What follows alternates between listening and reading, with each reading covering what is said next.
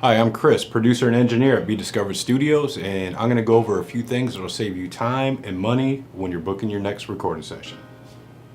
As we all know, time is money in the studio. Having a solid plan prior to and during a recording session can save you both time and money. There are a few things you can do before even contacting the studio to book a session. First, have a solid, realistic goal for the session. Do you plan to record one song or three? Are you recording an entire band with drums that need to be mic'd or just vocals with track outs?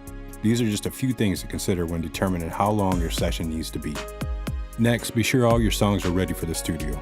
Although last-minute changes are common, the studio isn't the place to finish writing the last two verses of a song. Additionally, you'll want to hold a few practices with your band to work out any issues or try new ideas before you're in the studio. Lastly, before scheduling a session, be sure to contact your band members or features to solidify good dates and times for them all to be in the studio. It happens all too often, a session being canceled because of poor planning, which also costs the studio money and lost session time. This is why most studios charge a booking fee. And although we don't here at bdsCovered, we may revisit our booking policy for those repeat no-shows. Once you're in the studio, a few things can help save time and money as well. First, come to work. Remember you're in the studio for a specific reason, to record. Even though other things such as photos, videos, or other PR-related activities are important, your primary goal is to record. You can also help achieve this goal by minimizing who comes to the studio with you. If they're not in the studio for recording or PR purposes, then they should probably not be in the studio. All too often, friends and groupies do nothing but distract you from your primary purpose in the studio. For those using track outs, be sure to bring them with you.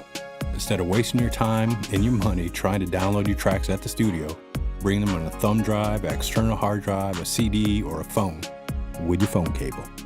I'll be covering specifics of submitting and quality of track outs in an upcoming tutorial, but in general, a minimum of 24-bit WAV files is preferred.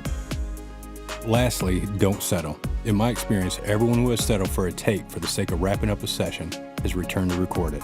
And unless you've hired bdsCovered as a producer, the role is simply to be a recording engineer.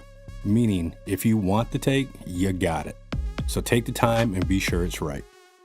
I've highlighted just a few common items, but remember, everything you do or don't do prior to and during your recording session can easily cost you time and money.